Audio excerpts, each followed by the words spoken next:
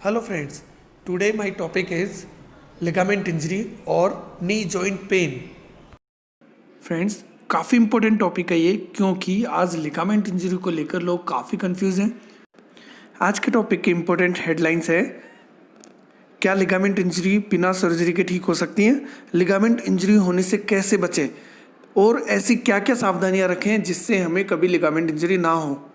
क्या एक बार लिगामेंट टूटने के बाद हम अपने पहले जैसी लाइफ जी सकते हैं या क्या हम रनिंग वॉकिंग ये अच्छे से कर सकते हैं, कभी हमें कोई तरीके का पेन नहीं होगा।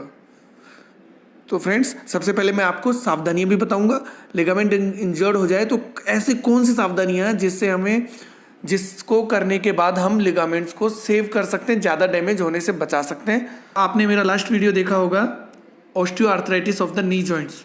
उसमें आप लोगों ने उसे काफ़ी पसंद किया है और लोगों की आप हेल्प भी कर रहे हैं, शेयर कर रहे हैं आप उस वीडियोज़ को, और मेरे पास जिस हिसाब से कमेंट्स मिल रहे हैं उनको एक्सरसाइजेस करने से काफ़ी आराम मिला है। जो लोग ये मानते थे कि ऑस्टियोआर्थराइटिस कभी ठीक ही नहीं हो सकता है, आज उनको रिजल्ट्स मिल रहे हैं। मैंने एक पोल भी करवाया था यूट्यूब पे, तो 70% to 80% लोगों को सिर्फ घर पे एक्सरसाइजेस करने से आराम मिला है। तो फ्रेंड्स, बहुत लोगों को ये भी कन्फ्यूजन है कि जो लिगामेंट इंजरी ओनली नी जॉइंट्स में ही होती है। ऐसा बिल्कुल भी नहीं है। बॉडी में जितने भी जॉइंट्स होते हैं सभी में लिगामेंट्स होते हैं, क्योंकि वो लिगामेंट से ही स्टेबल होते हैं, स्टेबिलिटी उन्हें लिगामेंट्स ही प्रोवाइड कराते हैं। तो दोस्तों, बहुत कॉमन क्वेश्चन है कि हम क्या सर्जरी से बच सकते हैं, हमें सर्जरी करानी चाहिए या नहीं है, ये वैसे भी ठीक हो जाता है। नी जॉइंट में लिगामेंट इंजरी काफ़ी कॉमन है, इसलिए आज मैं आपको नी जॉइंट में होने वाले लिगामेंट इंजरीज के बारे में बताने जा रहा हूँ। नी जॉइंट में 10 से ज़्यादा लिगामेंट्स होते हैं, जिनमें 4 बहुत कॉमन है। एंटीरियर क्रूशिएट लिगामेंट, जिसे हम ACL बोलते हैं, पोस्टीरियर क्रूशिएट लिगामेंट PCL, ऐसे 2 लेटरल लिगामेंट्स होते हैं जिन्हें मीडियल कोलेटरल लिगामेंट्स और लेटरल कोलेटरल लिगामेंट्स बोलते हैं। इनमें इंजरी बहुत जल्दी होती है और यही हमारे जॉइंट को स्टेबिलिटी प्रोवाइड करते हैं। फ्रेंड्स, जैसा कि आपको मेरे मिशन के बारे में पता है, मैं आपको ये इन्फॉर्मेशन देता हूँ और अवेयर इसलिए करता हूँ ताकि आप कोई भी इंजरी, छोटी सी इंजरी को भी बड़ा ना कर लें, क्योंकि बहुत लोग होते हैं जो डॉक्टर्स के पास नहीं जा पाते हैं और जाने से बचते हैं। उनको कुछ बातों का विशेष कर ध्यान रखना है। बिना MRI के आप कैसे जज करें कि मुझे ये लिगामेंट टियर हुआ है या नहीं हुआ है। फ्रेंड्स, अभी मैं आपको कुछ साइन और सिम्टम बताने जा रहा हूँ कि कभी भी कोई चोट लगती है और किसी जॉइंट में वहाँ स्वेलिंग होती है तो ये उसके सिम्टम्स है। तो ध्यान से कुछ सिम्टम्स आप नोट करें। अगर आपको स्वेलिंग हो जाती है जॉइंट्स में, आपको वहाँ पे बहुत तेज़ पेन होता है टच करने से, आपको खड़े होकर चलने में भी दिक्कत आ रही है, और जो ही आप खड़े होने लगेंगे, खड़े होते हैं तो आपका नी वेट नहीं लेता है, कंप्लीट और पार्शियल जैसे भी है। आप स्टेयर्स तो क्लाइंब कर ही नहीं सकते हैं क्योंकि आपको पेन होगा। आप जब भी सीढ़ियों से नीचे उतरेंगे या ऊपर चढ़ेंगे तो आपको फील होगा कि आप पूरा प्रेशर उस पर नहीं दे पा रहे हैं और जो पैर सही है उसी को आप आगे रख पा रहे हैं। आपका नी या कोई भी जॉइंट जिसमें लिगामेंट इंजरी हुई है वो बेंड नहीं हो रहा है, तो ये साइन होते हैं वहाँ के सॉफ्ट टिश्यूज इंजरी होने के।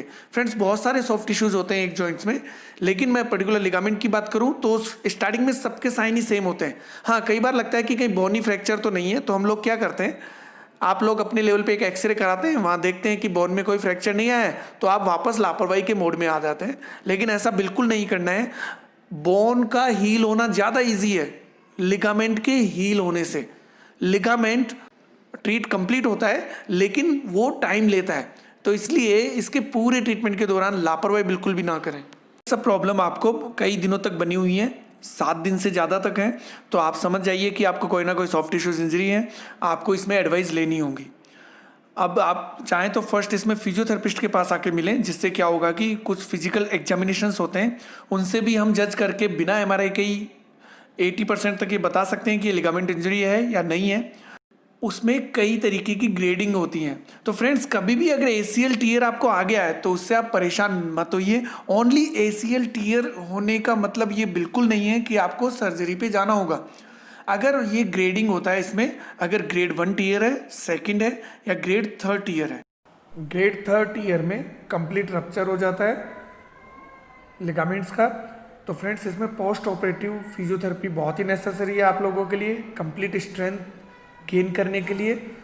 पहले की तरह अगर आप रनिंग करना चाहते हैं या अपनी सब स्पोर्ट्स एक्टिविटी या जिम ज्वाइन करना चाहते हैं, तो दोस्तों सर्जरी के बाद आपको फिजियोथेरेपी जो सेंटर पे आके स्पेशल ट्रीटमेंट लेना होगा। फ्रेंड्स नेक्स्ट अब मैं आपको बताने वाला हूँ कि ग्रेड 1 टीयर और ग्रेड 2 टीयर होता है लिगामेंट्स में। तो आपको जहाँ तक है आप इसको कंजर्वेटिव तरीके से, यानी कि फिजियोथेरेपिस्ट से, मैं एक्सपर्ट फिजियोथेरेपिस्ट की बात कर रहा हूँ फ्रेंड्स, जनरल फिजियोथेरेपी क्लिनिक जो आप लिखा हुआ देखते हैं और आप उसमें चले जाते हैं, उनकी बात नहीं कर रहा हूँ, ये आप अपने लेवल से चेक करें। एक्सपर्ट फिजियोथेरेपिस्ट की मैं बात कर रहा हूँ जो इसमें एक्सपर्ट है, उन्हीं के पास जाकर आप ट्रीटमेंट लें उनकी गाइडेंस में, क्योंकि फ्रेंड्स इसमें आप विग्रस एक्सरसाइजेज भी नहीं करा सकते हैं स्टार्टिंग फेजेस में, और आपको बहुत लाइट पे भी नहीं, एक आपके साइन और सिम्टम को देखते हुए ही और उसका जो ट्रीटमेंट होता है वो प्लान होता है। तो फर्स्ट ऑफ ऑल आपको ग्रेड 1 और ग्रेड 2 टीयर है, तो जहाँ तक है ये फिजियोथेरेपी सेंटर पे ही आपका रिकवर कर जाता है और ठीक हो जाता है। तो इसके लिए आपको सेंटर पे ज्वाइन करनी चाहिए एक्सरसाइजेस। नेक्स्ट, जनरली ये मिथ बना हुआ है कि कोई सा भी लिगामेंट इंजरी हुई तो हमें उसके लिए सभी के लिए ऑपरेशन कराना होता है, ऐसा नहीं है। मेन ACL टीयर अगर है आपको तो उसके लिए सर्जरी कराने के चांसेस ज़्यादा होते हैं अगर ग्रेड 3 है तो। अगर आपको मीडियल कोलेटरल लिगामेंट्स हैं वो इंजर्ड है तो मुझे नहीं लगता उसमें आपको सर्जरी पे जाना होता, वो वैसे भी रिकवर कर जाते हैं। बहुत सारे एग्जाम्पल्स और केसेस मेरे पास ऐसे हैं जो अभी कंप्लीट ठीक हैं। ओनली ACL टीयर ही नहीं होता जनरली जब एक्सीडेंट होता है तब, साथ में मेनिस्कल इंजरीज भी होती है। मेनिस्कल इंजरी में मैं आपको बताना चाहूँगा, मेनिस्काई क्या होते हैं, शॉक एब्जॉर्बिंग एक स्ट्रक्चर होता है, आप उसको कुशन भी बोल सकते हैं, जो हमारे नी जॉइंट्स में होता है, वो आपस में दोनों बोनी सरफेस को टच होने से बचाता है। तो मेनिस्कल टीयर भी कई बार हो जाता है इसी इंजरी के साथ। तो ये मेनिस्कल टीयर हुआ, जॉइंट डिफ्यूजन हुआ और लिगामेंट्स इंजरीज हुई या कोई भी सॉफ्ट टिश्यूज इंजरी हुई, वो सब आप कंजर्वेटिव तरीके से कंप्लीट तक जा सकते हैं, ठीक कर सकते हैं। नेक्स्ट फ्रेंड्स, इसको अब आप कैसे ठीक करें, घर पे क्या सावधानियां रखनी चाहिए, अभी मैं उसके बारे में आपको बताऊंगा। सबसे इंपॉर्टेंट सावधानी ये है कि जो ही आपको चोट लगती है तो 48 आवर्स तक आपको एक ट्रीटमेंट है जिसे हम राइस बोलते हैं, वो आपको करना है। सबसे पहले R for rest, I for ice massage उस पर करनी होगी आपको। आइस मसाज मैं आपको बता देता हूँ 10 to 15 मिनट आपको आइसिंग करनी होती है। लोग आजकल आइस पैक्स यूज करते हैं, तो फ्रेंड्स वो सिर्फ 5 मिनट के लिए कोल्ड कूलिंग करता है। मैं चाहता हूँ कि आप पॉली पैक्स में या पॉलीथीन में आइस क्यूब लेकर उसको कवर करें, फिर उसको अप्लाई करें, लेकिन मूव करते रहें, एक जगह ना रखें आइस को। आपको स्वेलिंग नहीं आने देनी है फ्रेंड्स, ये इंपॉर्टेंट पार्ट है इसका। उसके बाद आपको एक क्रैप बैंडेज लेनी है और उसको इस तरीके से अप्लाई करना है। अगर आपको नहीं आ रहा है तो फिजियो सेंटर पे आके एक बार समझ के जाएं किस तरीके से उसको अप्लाई करना है। वो एक फोर्स, उसका एक डायरेक्शन के साथ फोर्स होता है, उसको ध्यान रखते हुए उसको लगाना है ताकि जो स्वेलिंग को हम एक डायरेक्शन दे पाएँ उस फ्लूइड को। ऐसे ही कोई भी करके कैसे भी कसना नहीं है, उसको टाइट नहीं करना है, एक तरीका होता है उसका। इसके बाद आपको एलिवेट करके रखना है पैर को 48 आवर्स तक। आपको इसी प्रोसेस को अगर आप फॉलो करते हैं तो फ्रेंड्स आप आगे देखेंगे कि आपको हुआ था बहुत ज़्यादा, आपको इंजरी ज़्यादा भी हुई है तो उसका इम्पैक्ट बहुत कम आपको देखने को मिलेगा और आगे आने वाले दिनों में रिकवरी 100% तक हो जाएंगी। ये मैंने आपको ट्रीटमेंट पार्ट बताया। इसी में है प्रिकॉशंस आपको क्या क्या रखने होंगे। अगर आप यहाँ से 48 आवर्स के बाद भी आपको प्रेशर पूरा नहीं डालना इस पर, अगर आप डॉक्टर को नहीं दिखा पा रहे, नहीं दिखा सक रहे हैं, तो कंप्लीट उस पर वेट बियरिंग नहीं करेंगे, किसी सहारे से चलेंगे। पैर को आपको बेंड नहीं करना है सडन। कई बार आपने देखा होगा कई लोग पकड़ के बेंड कर देते हैं, तो वो भी नहीं है सही, क्योंकि और टीयर्स हो सकते हैं, क्योंकि इन्फ्लामेटरी फेज इज कंप्लीट होती हैं उसके बाद अगर मूवमेंट स्टार्ट करते हैं, तो यानी कि आप बेस्ट फिजियो के गाइडेंस में हैं। कभी भी हैवी एक्सरसाइजेज नहीं करनी है स्टार्टिंग फेजेस में, इसको हम पहलवानी बोल सकते हैं, ये नहीं करना है आपको। ये ट्रीटमेंट का प्रॉपर प्रोसेस नहीं है, इसलिए कभी आपने सुना होगा ऑर्थोपेडिशियन एक्सरसाइजेज के लिए मना करते हैं। वो उन लोगों के लिए मना करते हैं जो विग्रस एक्सरसाइजेज करा रहे हैं।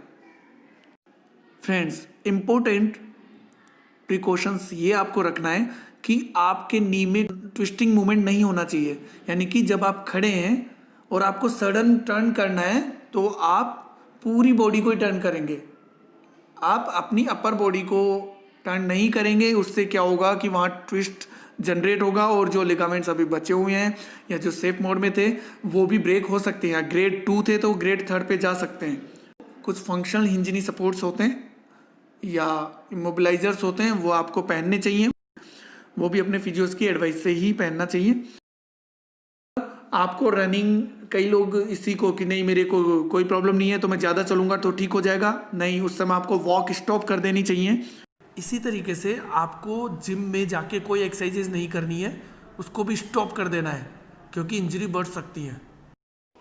फ्रेंड्स, ये सभी 8 प्रिकॉशंस आपको रेगुलरली फॉलो करना है। एक्सरसाइजेज के लिए मेरा next video ligament injury part 2 के नाम से आने वाला होगा।